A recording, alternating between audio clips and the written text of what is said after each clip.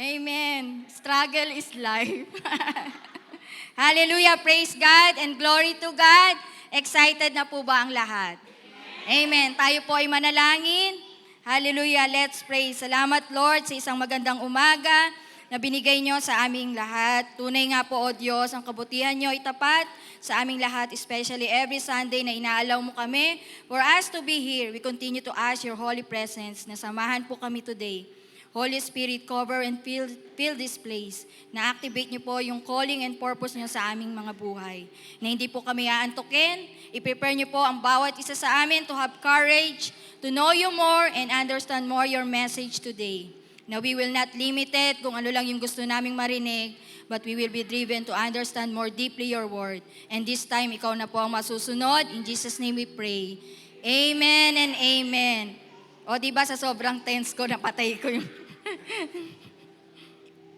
Hallelujah. Salute po muna sa mga taong yung mga nagsiserve, patuloy na nagsiserve, mga na mapapulpito man yan o behind the scene, palakpakan po natin sila sa patuloy na kumbaga hindi sumusuko sa pagsiservisyo. Alam niyo po ba na muntik ko na pong hindi ma-share tong message ko na to? Kasi nagtali-talinuhan po ako, naggaling-galingan ako sa computer. In short, na-delete po lahat ng files ko. Kaya nagpa-rescue po ako kay Totong, tsaka kay PL. Ending, wala. Buti na lang ni-remind ako ni Lord. Sabi niya, meron ka pa. Kasi yung app po na ginagamit ko, nakasync sa lahat. Sa laptop ko, sa cellphone ko, tsaka sa tablet ko. Ni-remind niya ako, meron ka pa. Masisave mo pa, nasa tablet mo. Kaya tinakbo ko sa kwarto ko, tapos dahan-dahan ko siyang binuksan, tsaka ako pinatay yung wifi. At talagang, sabi ko, muntik na ako maglupasay. Kasi i-send ko na talaga that time kay PK. Tapos biglang, hindi ko alam, ba't bigla ako nag-delete ng files? Lahat na-delete. Anyway, lately po, naririnig po natin, di ba, lagi na lang, nagpagas na ba ang lahat? Nag-shopping na ba ang lahat? Yun yung mga, dahil sa mga, kumbaga, mga wars na sa mga paligid natin. Pero balik po tayo sa totoong laban natin araw-araw. Tuwing nagbabangko po ako, doon po ako sa loob ng palengke dumadaan. Kahit wala po akong yung makita mo lang yung mga paninda doon, di ba? Parang wow, yun po yung comfort na namin ni PJ. Yung makita yung mga gulay, mga prutas. Tapos may nadaanan po ako na matanda. Nakahandusay po siya, tapos lambot na lambot siya. Ang dumi-dumi niya. Sabi ko, inabutan ko siya ng pera. Tapos paglakad ko, hindi lang pala siya isa, marami pala silang magkakasunod. So, dead ba na ako sa iba? Pero sabi ko, ito yung tunay na pakikipagdigma. Kung paano sila magsosurvive araw-araw. Napatanong ako, sabi ko, ilang beses na kaya silang nagtanong sa sarili nila na gusto ko nang sumuko. Sabi nga ng tatay ko nung nabubuhay pa siya, every time na tinatanong po siya ni Kap Odi, tuwing nahihirapan siya, sinasabi niya, ang bigat ng laban. Samantalang ako, ang tangi ko lang laban tuwing umaga ay gumising ng maaga, manalamin kung may maiiba pa sa itsura ko. Kung ano yung uunahin kong gagawin, paano ko ba siya matatapos, paano ako mapapalago ang Thursday service, yun yung mga araw-araw na battle ko. As individual, paano ba daw natin pinaghahandaan yung battle natin sa buhay, sa mga nanay dyan, mga tatay dyan, mga estudyante dyan, ano ba yung battle nyo? Yung mga leaders ng church, mga pastors.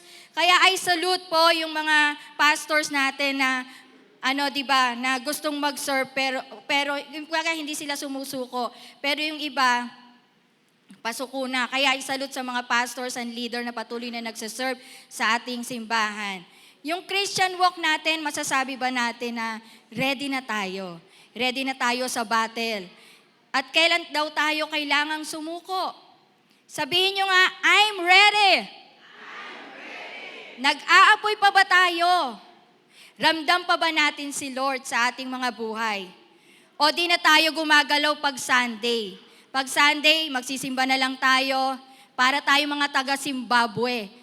Tanong nyo nga yung katabi nyo, taga-Zimbabwe ka ba? Simba, uwi. Natatawa ako kasi malingat ka lang dito, matagalan ka lang dito ng konti, may kalikutin ka lang. Pag tingin mo, ay, Wala nang tao. Ang tanong, di ba, active pa ba daw tayo sa church or part pa daw ba tayo ng nag-aapoy na ministry? Pero ang totoo, cold na yung Christian life natin. Ang sabi sa Matthew 24:12, because of the increase of wickedness, the love of most will grow cold. Alam nyo ba, as a Christian, meron tayong tinatawag na spiritual bankruptcy. So, yung bankruptcy pala, hindi lang sa kaperahan, kundi ito po ay sa spiritual life din natin. Kasi nawawalan na tayo ng direksyon, nawawalan na tayo ng motivation, hindi na tayo masaya sa ginagawa natin. Ask nyo uli yung katabi nyo, masaya ka pa ba? O sinasabi na natin, Lord, gusto ko nang mag-give up, gusto ko nang sumuko, gusto ko nang mag-change plan. Ayaw ko na, kumbaga, gusto ko na mag-iba ng karir. This morning, I pray na maintindihan natin kung ano ba ang plano ni Lord sa atin as individual at sa ating lahat as a church. Ilang salamin na yung nabasag natin, ang mahiwagang salamin ni Brother Jamir. Ano ba ang dapat nating gawin para hindi na tayo pa ulit-ulit? Parang tinalo na po natin yung mga Israelita. Siyempre, gusto din natin ng breakthrough and victory. Minsan kasi baka na-overwhelm na tayo sa mga ginagawa natin. Tapos na yung season, pero totoo niyan, tapos na yung season natin. Yung pinapagawa ni Lord for us. Hindi lang natin makita pa. Gusto lang talaga ni Lord na danasin natin yung mga bagay na to, dahil alam ni Lord na limited lang talaga yung kakayanan natin. Kailangan na talaga natin ng real talk. Gusto ni Lord, matutunan natin yung full surrender. Ilang linggo nating tinapik to. Yung full surrender. Matagal na gusto marinig ni Lord sa atin na mag-surrender tayo. Kaso lagi nating sinasabi na hindi, kaya ko to. Okay ako, malalagpasan ko to. Superman nga ni, Wonder Woman nga ni, yan yung mga anuhan natin eh. Again, ang surrender daw ay yung kaya na nating ibigay lahat, na mga natin, yung mga gusto nating gawin sa ating mga buhay, yung mga plano natin, pinagkakatiwala na natin sa ating Panginoon, dahil si Lord na yung may hawak ng manibela sa ating mga buhay. We are now totally trusting God. Si Lord na ang may hawak nga ng manibela. But there is a man sa Bible. A man na hinarap niya yung mga mali na ginawa niya sa kanyang buhay. A man na hindi maganda yung naging start niya. But he fully surrendered and trusted God sa process. Siya ay walang iba kundi si Judah. Sabihin nyo nga, si Judah. Huwag nyo lang papalitan ng S. Iba yon. Mas kilalanin pa natin si Judah. Sino ba siya? Sino ba si Judah? Ano ba ang calling ni Judah? Ano ba yung mga bagay na sinorender niya? At ano yung naging turning point niya? Kaya siya nakareceive ng breakthrough sa kanyang buhay. At tinawag na The Lion of Judah. By the way, ang title po ng message ko for today ay The Turning Point. Ano naman ang connection ni Judah kay Jesus? Bakit po si Jesus ay tinawag na from the tribe of the Lion of Judah? Ang angas, di ba? The Lion of Judah. Siya lang naman ang pinanggalingang lahi ni Jesus. May may PowerPoint. Makikita niyo po sa screen, yung kung pinanggalingan, yung connection po ni Judah, kung saan po yung pinanggalingan ni Judah papunta kay Jesus. Kung tutuusin, pag nalaman natin ang story po ni Judah, hindi ito maganda. Sasabihin pa natin, bakit si Judah? Bakit siya yung napili? Si Judah, isa siya sa 12 anak ni Jacob. Si Leah ang nanay niya. Si Leah ay may 7 anak, pang-apat po si Judah. Ang mga kapatid po ni Judah ay sina Reuben, Simeon, Levi, Isaacar, Zebulun at, di ko alam tama ba? Zebulun at Dina. Hindi kaanong na-elaborate sa Bible yung story ni Judah, pero na-highlight yung nagawa niyang mali. Bakit napaka-importante pala ni Judah sa ating mga buhay? Ano nga ba yung mga nagawa niya? Si Judah lang yung nakaisip na ibenta si Joseph So mababasa natin yon sa Genesis 37, 26 to 28. So hindi ko na po ganong babasahin. Ang sabi dito, si Judah ay sabi niya, wala tayong mapapala kung papatayin natin si Joseph. Mabuti pa ipagbili na lang natin sa mga Ismaelita kaysa patayin natin. Alam na natin yung kwento ni Joseph. Dahil inis na inis sa kanya, inggit na inggit sa kanya yung mga kapatid niya. Dahil paboritong-paborito si Joseph ni Jacob. Sa story, kitang-kita natin yung inggit, yung galit ni Judah. Mutik pa nga siyang makagawa ng krimen dahil kung nag-agree po siya na patayin si Joseph. Pero buti na lang, nag-suggest siya na ibenta na lang si Joseph. Ito yung naging unang record po ni Judah sa Book of Genesis. So pangalawang story, si Judah at si Tamar. At dito magsisimula yung kwento ni Jesus Christ. Ito yung pinaka-worst na ginawa ni Judah. Lumayo si Judah sa kanyang mga kapatid, pumunta po siya sa Hera. At dito niya po na-meet yung kanyang napangasawa na isang Canaanites. Siya po ay si Shua. Nagkaanak po sila na sina si Onan, si Shelah. So hindi nagtagal na matay, kumbaga ang ginawa po ni Judah, una niya, pinakasal niya si kay Tamar. So dahil may ginagawa, hindi po nagustuhan ng Panginoon yung ginagawa po ni siya po ay namatay dahil sa masama niyang ginagawa. Sumunod po na nangyari, pinakasal naman po ni Judah si Onan. Pero meron ding may ginagawa ding hindi tama si Onan. So ang nangyari, kinuha din ng Panginoon yung buhay niya. So in short, hindi po nabuntis si Tamar. So walang hindi siya nakapag-produce ng anak dahil sa ginawa ni Onan. Ang sabi ni Tamar, ano ba yan? Ano ba yung nagawa ko? Meron ba akong nagawa? Bakit ganito? Di ba? Nakadalawang asawa na siya. Pero may pangatlo pa pong anak si Judah. Yun po ay si Shelah. Siya po ay yung pinakabunso. Kaso that time, bata pa si Shelah. So hindi pa po siya pwedeng mapangasawa ni Tamar. So ang ginawa po ni Judah, pinauwi niya po muna si Tamar sa kanyang tatay. Sabi niya, umuwi ka muna sa tatay mo. Antayin mo na lang yung paglaki ni Shelah. Kaya umuwi po si Tamar. Pero ano ba talaga ang totoong motibo ni Judah? Ang totoo niyan, ayaw po talagang ipakasal ni Judah si Shelah kay Tamar dahil natatakot po si Judah dahil baka mamatay po si Shelah. Mamatay din na katulad ng kapatid niya. Hanggang dumating yung time na lalaman po ni Tamar na na wala na pala siyang inaantay. Sa tingin nyo, anong ginawa ni Tamar? Gaganti ba siya? O hopeless na ba siya? Wala na siyang pag-asa. Pero nalaman kasi ni Tamar yung ginawa po ni Judah. Kaya para hindi siya makilala ni Judah, nagsuot po siya ng damit na pang prostitute. Nung time na yon, nakasuot po siya ng prostitute, gandang-ganda po si Judah sa kanya. So sabi sa Genesis 38, 16 to 18, lumapit siya at inalok ang babae na makipagtalik sa kanya. Hindi niya alam na ito ang kanyang manugang. Anong ibabayad mo sa akin? Tanong ng babae. Sumagot si Judah, padadalan kita ng isang batang kambing. Payag ako, sabi ng babae.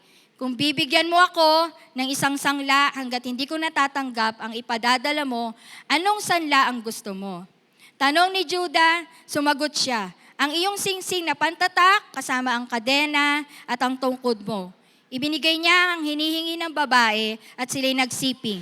Nagdalang tao si Tamar. Dito makikita natin na hindi po pinili ng Diyos si Judah dahil sa kanyang nagawang mali o kasalanan. Pero kapwa sila ginamit ng Diyos para ma-preserve yung pinagmulang lahi ni Jesus Christ. Kaya ano man ang naging pagkakamali natin, basta humingi lang po tayo ng tawad, hindi yon magdi-define ng ating mga future. Hindi porque may ginagawang pagkakamali si Judah, ay na-cancel na yung future niya. O wala na siyang pag-asa na magbago. Sino makapagsasabi na sa lahi pala ni Judah, magmumula si Jesus? Yung future generation ni Judah, sa kanya pala lalabas si Jesus. At ginamit po ng Diyos yung past mistake na nagawa po nilang dalawa ni Tamar para po makapag-produce ng isang Messiah. Kaya wag tayong mag-dwell sa ating nakaraan. Let's move on. Wag tayong mag-hold back. Dahil hindi ito makakatulong sa future natin. Ginamit lang ng Diyos ang mga bagay na ito kung saan tayo mahina. Para may matutunan tayo sa ating mga buhay. Dahil padadaanin lang tayo ni Lord sa mga ganitong klase ng pagsubok para ma-produce o ma-develop sa atin yung maturity level natin as a Christian. Si Judah, hindi siya nanatili sa kung sino siya before. Hindi siya nag-dwell at nag-define sa mga past mistakes niya. He surrendered and became humble. Inaccept niya na nagkamali siya. Humingi siya ng tawad. Umamin siya sa ginawa niyang kasalanan. Nagpakumbaba siya. At handa pa nga niyang isacrifice yung buhay niya kapalit ni Benjamin that time. Nakita sa puso ni Judah yung pagbabago. Ang tunay na surrender ay hindi lang paghingi ng tawad, hindi pag-admit na nagkamali tayo, kundi ang tunay po na surrender ay ang baguhin na natin ang ating mga puso. Totally, kailangan matransform na tayo. Yung gawin na natin kung ano yung tama. Yun po ang tunay na surrender. Tingnan niyo si Judah, na-transform po siya, di ba? Kaya nga siya naging leyon. Kidding aside, hindi na siya umatras at sumuko, humakbang po siya para manalo. Ika nga, no retreat, no surrender. Ano yung naging turning point ni Judah? Una, ito rin, syempre yung gusto nating mangyari sa ating mga buhay. Magpa-correct. Correction begins when pride ends. Bakit ba ayaw daw natin ng corrections? Kasi ayaw natin ng nasasaktan tayo. Kaya yung pride natin sa katawan natin, ayaw na mawala, ayaw nating alisin. Sabihin nyo nga sa katabi nyo, magpadisiplina ka. Sino po sige po, kalabitin nyo yung katabi nyo. Yan, kalabitin nyo. Huwag nyo lang pong hahampasin.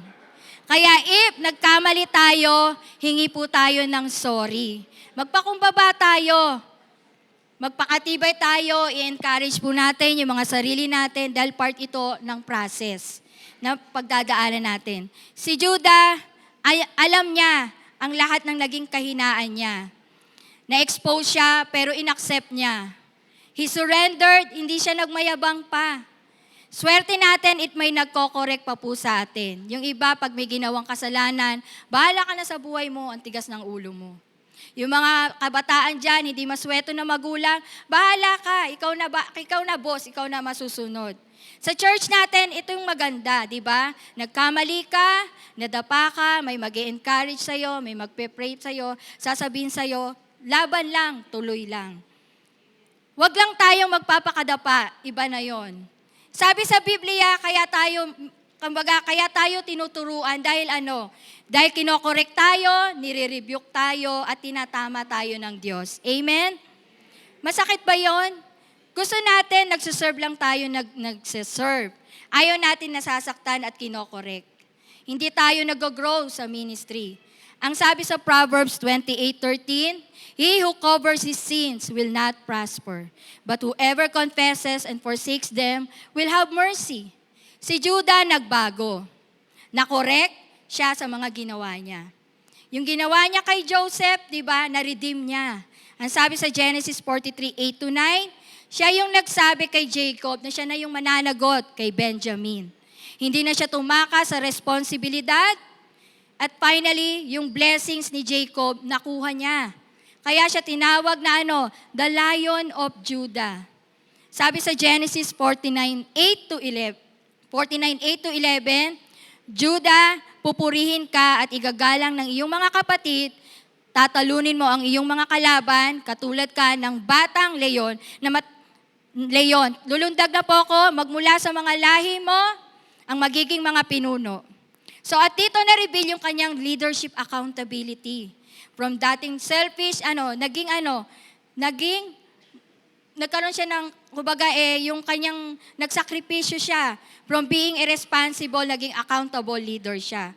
Maging yung pag-amin niya sa ginawa niya kay Tamar. Yun ay big surrender niya. Pangalawa, sinuko niya yung lumang pagkatao niya. He surrendered his old self.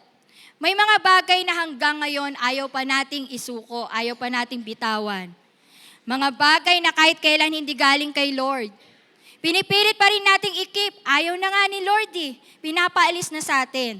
Mga habits natin o nakasanayan na natin. Wrong relationships. Pinipilit pa rin natin na i-connect natin yung ating mga sarili na hindi para sa atin. Mga compromises. Ang sabi nga ni Pastor June ng Cornerstone Canada, every compromise weakens your spiritual defenses. What you tolerate will eventually dominate. Judah surrendered his old self.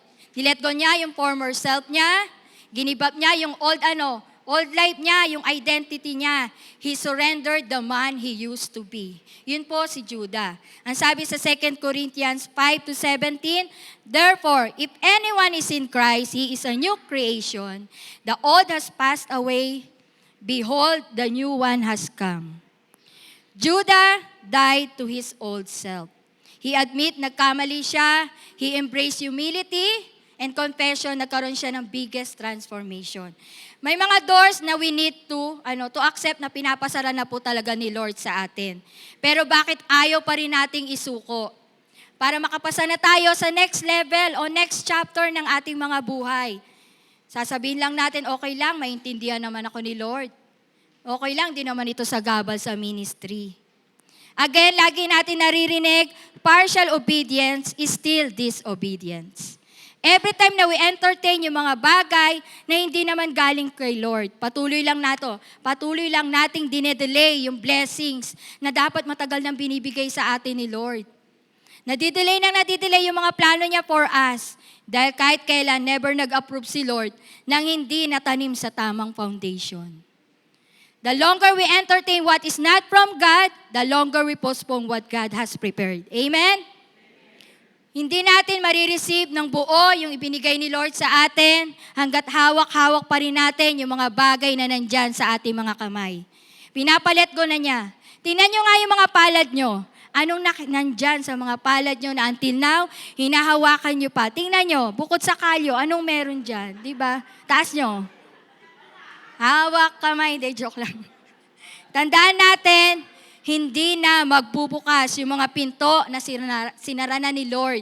Dahil kaya na magbigay ng bagong new opportunity si Lord para sa atin. Gusto nyo ba yon? Amen. If magsusurrender daw tayo at magtatrust sa will niya. Pangatlo, God can redeem past mistakes.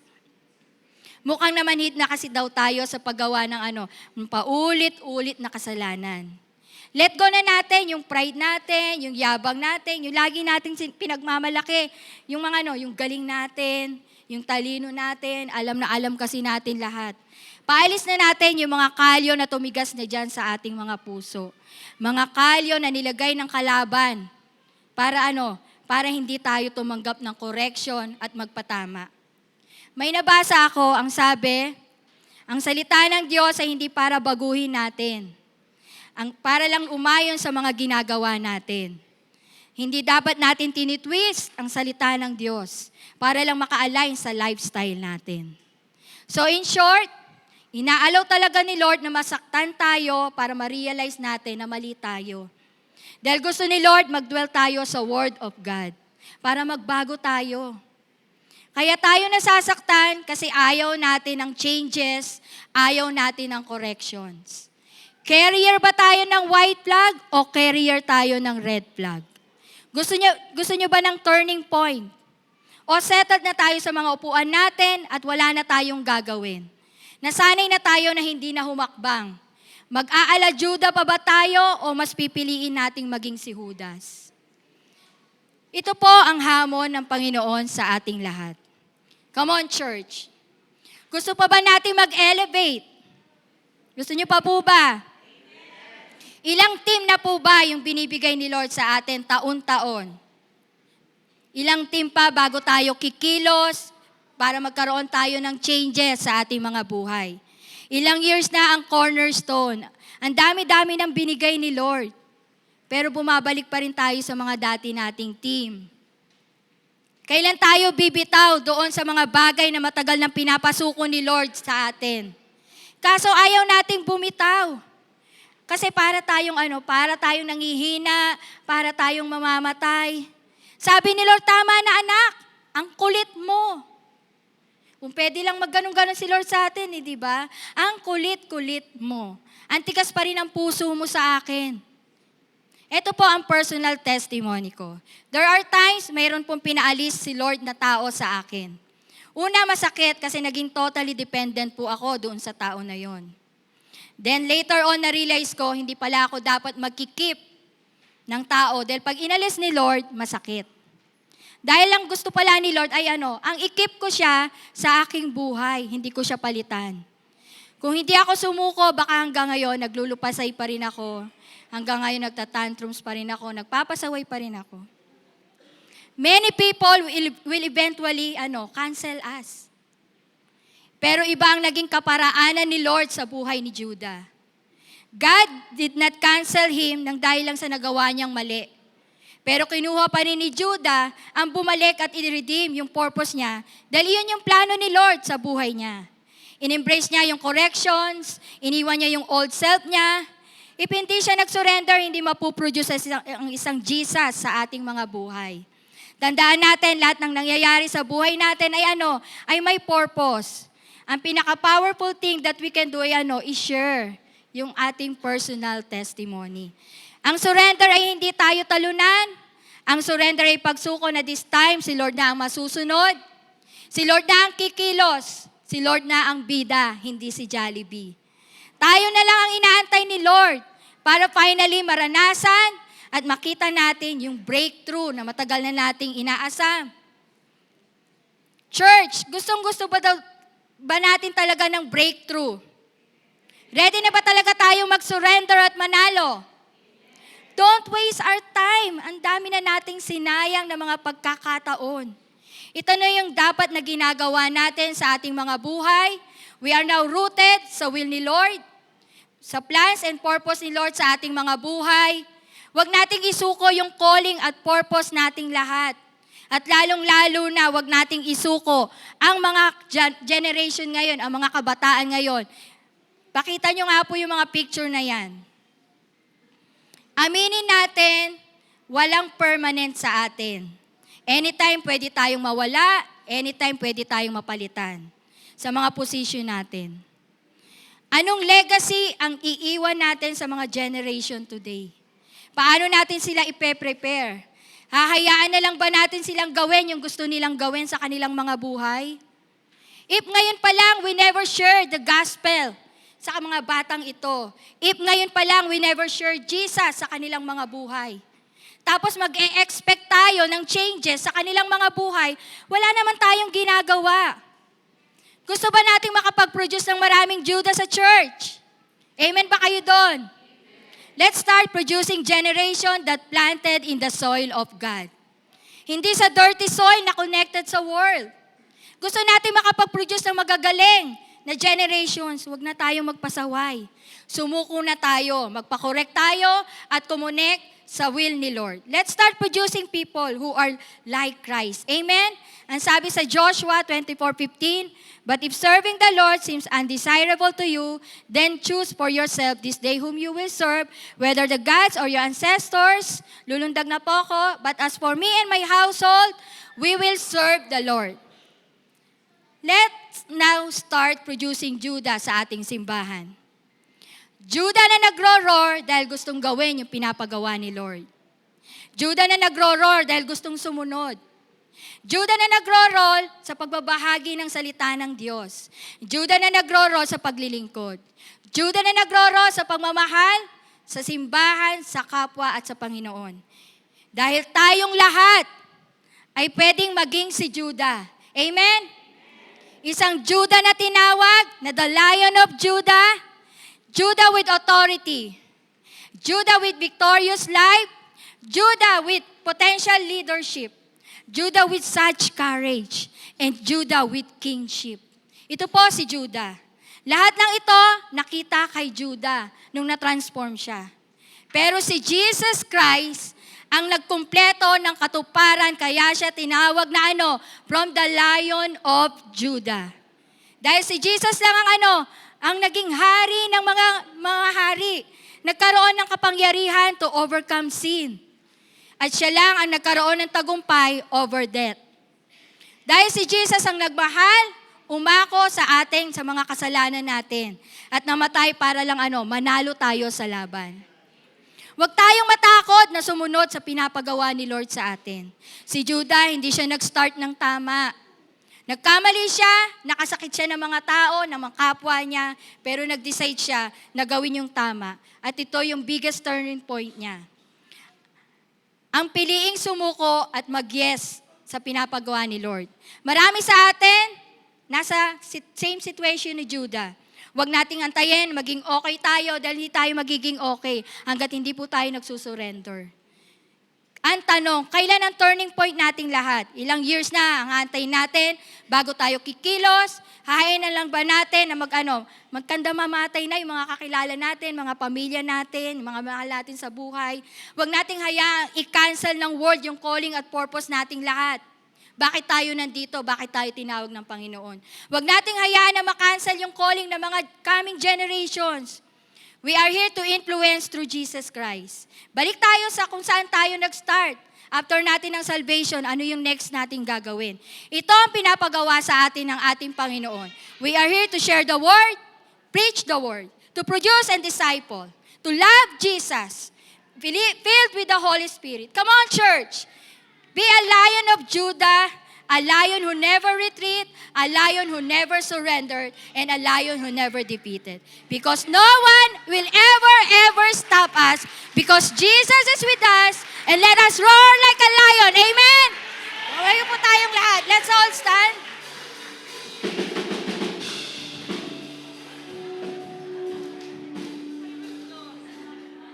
Amen. You can sit down in the meantime. Hyped up sa ating preacher. Praise the Lord. Such a powerful word for us today. Kita naman natin ang energy ni PV. Hallelujah. Salamat sa Panginoon.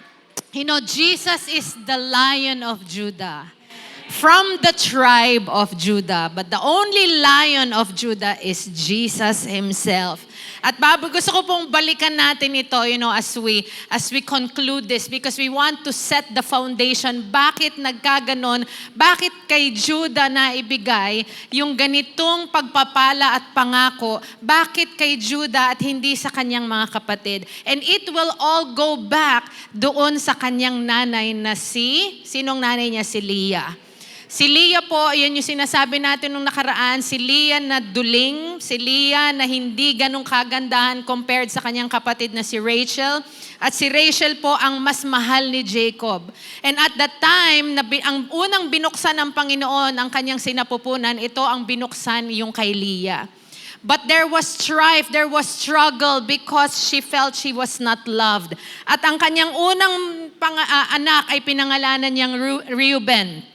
Si Reuben, ang sabi niya, binibigay ko ang pangalan na Reuben sa aking anak dahil nakita ng Panginoon ang aking paghihirap. Di ba may ganun tayo? Lord, dahil nakita mo yung paghihirap ko, ito ang aking anak. And then the Lord gave her another son and she called it Simeon. Si Simeon po ang sabi niya, narinig ng Diyos paulit-ulit yung aking mga hinagpis. Pero hindi pa rin siya ganong kamahal ni Jacob. Hanggang sa inibigay ang pangatlong anak, si Levi, at ang sabi niya, ay pangangalan ko sa anak ko si Levi, dahil baka ngayon ako na ang pipiliin ng aking asawa. Pero hindi pa rin, hindi ba? She was still holding on doon sa gusto niyang makuha ang pagmamahal and affirmation ng kanyang asawang si Jacob. But then, the fourth son came. You know why, what happened when she had the fourth son? It's because she surrendered. Sabi niya, sige Lord, bahala ka na nga, ikaw nang bahala. Kung ako'y mamahalin pa ba o hindi. Kaya pinangalanan niya yung kanyang pang-apat na anak na Judah. Dahil sabi niya, Lord, kahit hindi ako mahalin ng asawa ko, this time I will praise you. Pasasalamatan pa rin kita, pupupurihan pa rin kita, Panginoon, kahit pa hindi ko makuha yung gusto ko. May surrender na nangyari sa kanya. And that was the turning point of the mother.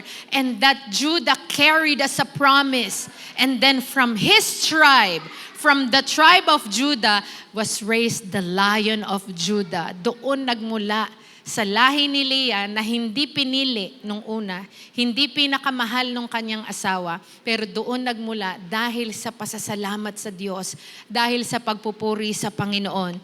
You see, as we conclude yung powerful message that PV has shared to us, darating at darating sa buhay natin ang isang turning point. Isang moment na hindi mo kayang takasan. Isang moment na hindi ka napapayagan ng Diyos na manatili kung sino ka dati, gaya ng binahagi sa atin ngayong umaga. At ganito yung nangyari kay Judah. Siya yung lalaking nagbenta sa sarili niyang kapatid, mabigat yung kanyang pagkakasala, may mali siyang desisyon, may passion na hindi niya mababago, pero dumating ang araw na lumayo siya at sinabi niya, sige, ako na lang. Ako na, sabi nung illustration ni PV kanina, ako na ang sasagot para dito sa aking kapatid. Ako na lang ang kapalit, ang sabi ni Judah. Hindi yun simpleng pagbabago ng ugali. Hindi yun pakitang tao lang. Ang tawag po doon, transformation. At itong magandang balita para sa ating lahat, kayang i-redeem ng Diyos, as the last point given to us, kayang i-redeem ng Diyos kahit ang pinakamadilim nating nakaraan. Hindi niya binura yung past ni Judah, okay? Hindi niya tinanggal yon. Kaya nga sabi ni PV kanina, ang mga na-highlight doon, yung mga nagawang kasalanan ni Judah. Walang masyadong kwento sa mga mabubuti niyang gawa. Kaya hindi binura yung past niya. Pero ginamit ng Panginoon yung nakaraan ni Judah para baguhin siya. Yung dating puno ng galit, puno ng guilt, halimbawa, naging daan para maging surrender para kay Judah. Yung dating pagkakamali, naging turning point para sa bagong buhay at ganun din para sa ating lahat. Hindi hadlang yung past para hindi ka gamitin ng Panginoon, hindi disqualification yung mga mistakes mo. Kung isusuko mo sa Kanya, pwede niya itong gawing bahagi ng purpose mo. Pero mangyayari lang yon kapag tumigil ka na sa pagtakbo. Kapag hinayaan mong ituwid ka ng Panginoon, kapag tuluyan mong sinuko yung sarili mo sa Kanya, that will be our turning point. Ito yung katotohanan, hindi lang better version yung gustong ibigay sa atin ng Diyos. Amen?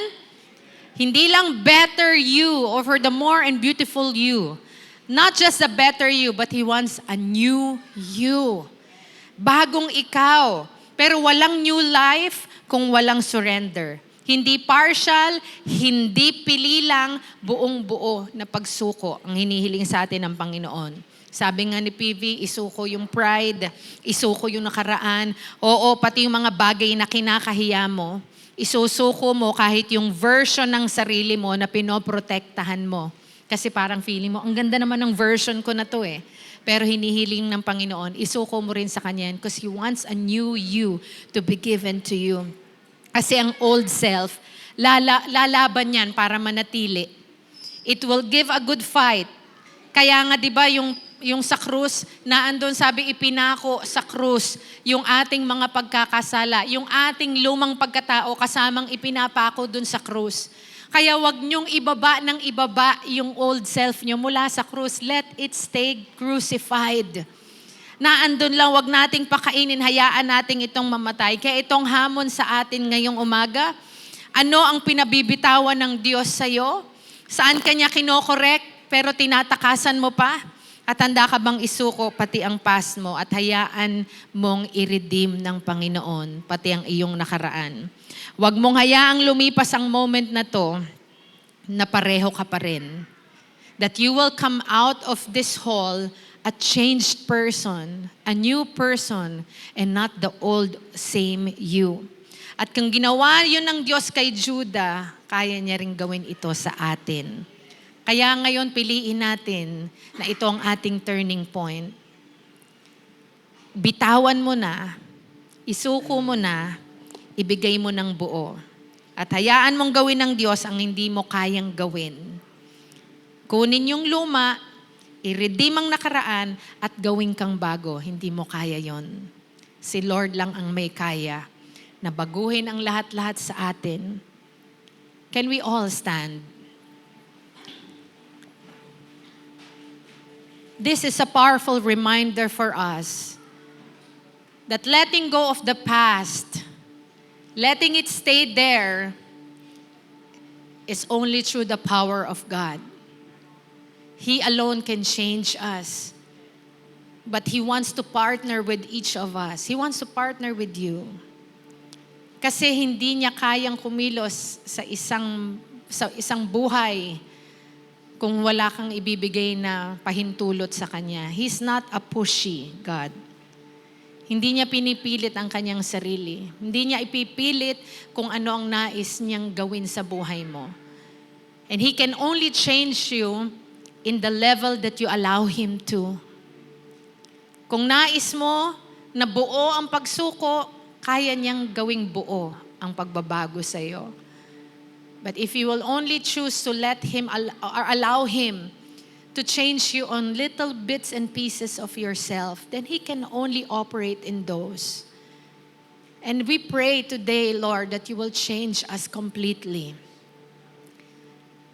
Isuko na natin pati yung better version, na akala nating better version of ourselves. That it will not be an opportunity for pride to creep in. Kasi minsan yung pang feeling natin, oy, ang galing ko sa bagay na to, better ako dito. And then the next thing we know, kinain tayo ng pride. God wants us to surrender that. God wants us to have turning point today. This will be our turning point. This will be a good day for you to surrender everything to Him. Thank you, Jesus. Hallelujah. Lord, we come to you in humility. Patawarin mo kami, Panginoon, sa aming kahangalan, sa pag-aakala, Lord, na kaya naming pangunahan ang aming mga sarili. Lord, like Leah, nanay ni Judah, she thought she can struggle, she can strive to claim the right of a wife. To claim the love that she knows, Lord, can be for her. Pero Lord, tulungan mo rin kami, Panginoon, na maging tulad niya, that there will come a point of surrender for us.